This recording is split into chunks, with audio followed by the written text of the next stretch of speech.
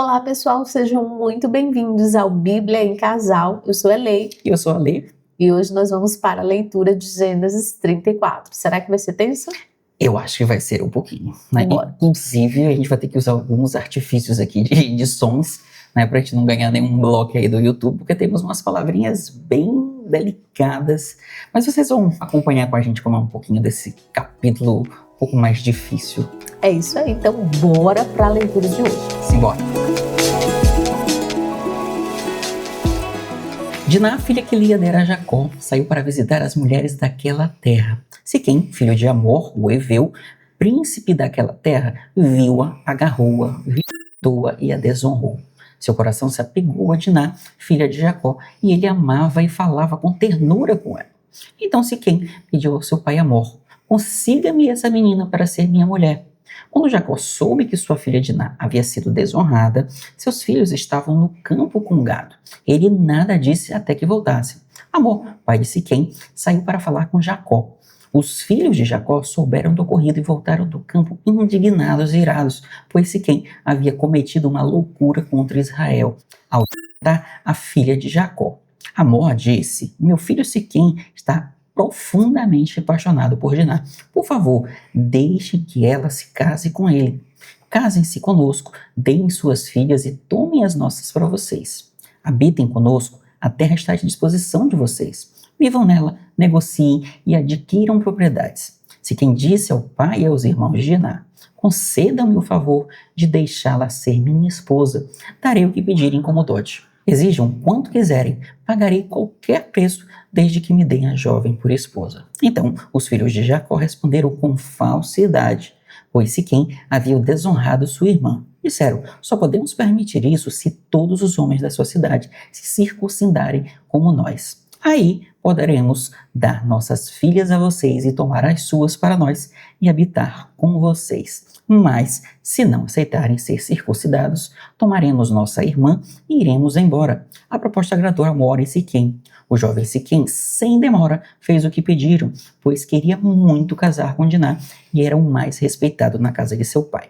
Amor e Siquém foram ao portão da cidade e convenceram os homens dizendo: esses homens são nossos amigos, vamos permitir que habitem conosco. A terra tem espaço para todos, mas só concordam se todos os homens forem circuncidados. Todos os homens da cidade concordaram e foram circuncidados. 3 dias depois, enquanto estavam com muita dor, Simeão e Levi, filhos de Jacó e irmãos de Diná, tomaram suas espadas, atacaram a cidade desprevenida e mataram todos os homens. Amor e Siquém tomaram Diná da casa de Siquém e saíram. Os outros filhos de Jacó chegaram e saquearam a cidade, porque sua irmã havia sido desonrada. Levaram rebanhos, jumentos, tudo o que havia na cidade e nos campos. Saquearam também casas, riquezas, mulheres e crianças, e levaram tudo como despojo. Jacó disse a Simeão e Levi: vocês trouxeram problemas sobre mim. Agora os cananeus e fariseus, vizinhos, se voltarão contra mim, e somos poucos. Mas eles responderam: deveríamos permitir que ele tratasse a nossa irmã como prostituta? Amém pelo capítulo, né? Não por esse momento aqui tenso, né, vivido. Bora pro resumo? Vamos pro resumo pra gente relembrar um pouquinho o que foi que aconteceu, pra gente entender um pouco mais isso aqui. Isso, então no resumo de Gênesis 34, nós temos aí Diná, filha de Jacó, violada por Siquém, e apesar do crime, eu não gosto de dizer apesar, mas é apesar do crime, Siquém deseja se casar com ela, e seu pai Amor tenta negociar a aliança. Os filhos de Jacó propõem com má intenção que todos da cidade se circuncidem. Quando isso é feito, Simeão e Levi, eles aproveitam a fragilidade dos homens e os resgatando Diná.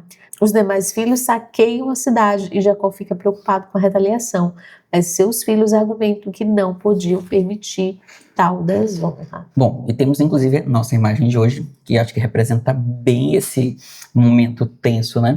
Vamos dar uma olhada? Bora lá. Provavelmente temos aqui Diná com, acredito que seja Simeão e Levi, né? Os dois já indignados e ela bem cabisbaixa, né? Bem triste, né? Mas e aí, minha vida, o que você tem de saltar os olhos com esse capítulo tão desafiador?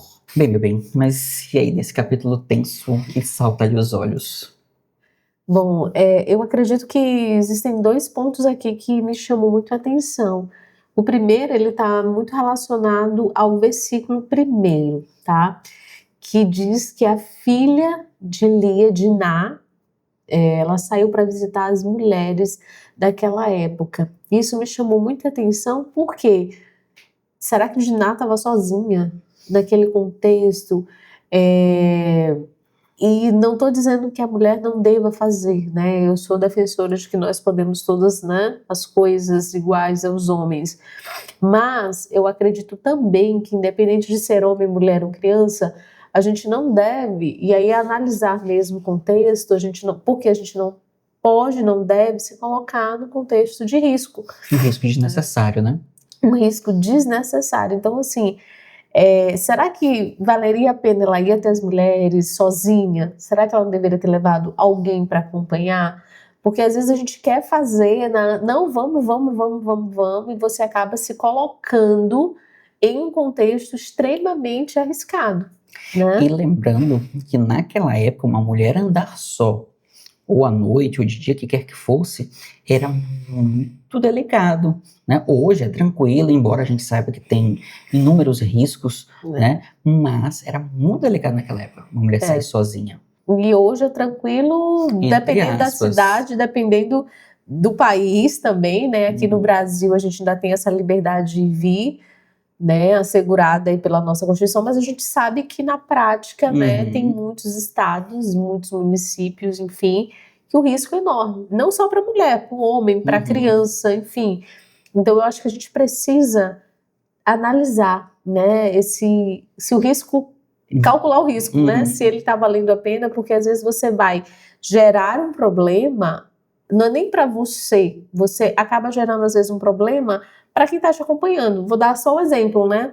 Você vai viajar com seu marido para um país que sabe que a mulher ela precisa seguir regras, né? Por exemplo, usar o véu. Aí você chega lá no país, não quer usar o véu, ou lá tem alguns comportamentos que a mulher não pode ter e você quer seguir aqueles comportamentos.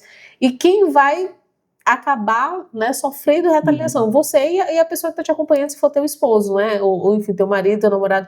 Então, assim, você precisa analisar esses riscos para você não trazer problemas para você, não trazer problemas para quem está do teu lado, não trazer problemas para sua família, né? E, infelizmente, a gente precisa calcular e analisar se esses riscos valem a pena. Eu acho que aqui faltou, não estou dizendo que foi culpa dela, né?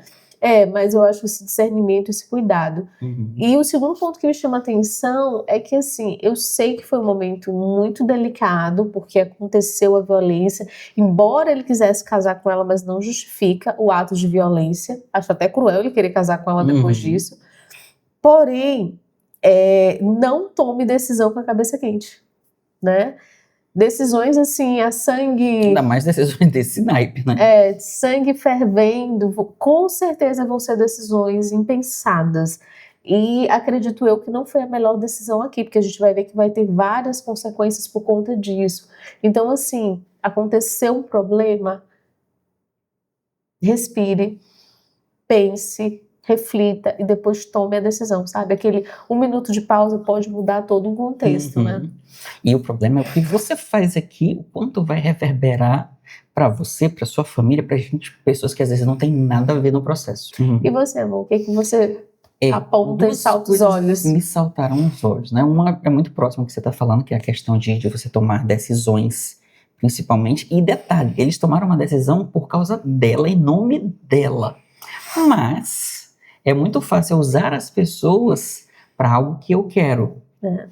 Aconteceu isso com fulano, com Beltrano, eu que vou tomar satisfação, eu que vou fazer aquilo e tudo. Até porque, complementando o que tu tá falando, eles não são apenas os que cometeram, o que cometeu essa violência. Eles pegaram todos da cidade, ainda pegaram os despojos. Então, será que essa decisão estava sendo dosada? Até que ponto isso não foi apenas uma desculpa, né? Então, isso foi uma das coisas que me chamou a atenção, a questão de você utilizar uma situação para se envolver em outra e criar outra situação que não existe, que você pode aumentar e complicar muito, né? E a outra que me chamou atenção, até que ponto também eles não foram servientes ao pai. Porque, por exemplo, eles decidiram fazer isso. Ah, vamos fazer e acabou, e os outros irmãos foram juntos, né? Então, assim, o pai, eu acho que é o Jacó. Não? Jacó. É o Jacó. Até que ponto Jacó não teve pulso com eles? Porque naquela época, diferente de hoje, né? Mas naquela época o pai era a primeira e a última palavra da casa. Então, até que ponto também Jacó não falhou nesse sentido de o líder é que diz, porque depois que foi feito tudo, ele, olha, vocês me trouxeram um problema. Tá, mas olha o problema, o tamanho do problema, né? Eu acho que aqui também, do que tu estás falando, dá para puxar assim, um gancho sobre essa questão da comunicação entre eles, relacionamentos de pai e filho. Então eles não tinham esse relacionamento de consultar ao pai decisões, perguntar, sabe? Eu acho que eles não tinham essa aproximação. E essa falta de aproximação, essa falta de contato, leva também você tomar, teus filhos tomarem decisões sem te consultar, e você fica sabendo já quando o caldo já né? Tá derramado. Derramou. E por último, acho que me chamou também muita atenção é a questão de o quanto você, basicamente, ainda conectada à minha fala anterior, o quanto você usa uma situação e você vai só avançando, avançando e fazendo mais absurdos e fazendo mais absurdos, né? Porque assim, você tentar proteger a honra é até entendível, mas você ter que atentar contra a vida de uma pessoa já é inadmissível, ainda mais uma cidade inteira. E os outros irmãos, não satisfeitos, ainda roubaram, ainda saquearam, né? Ainda levaram as coisas. Então, assim, foram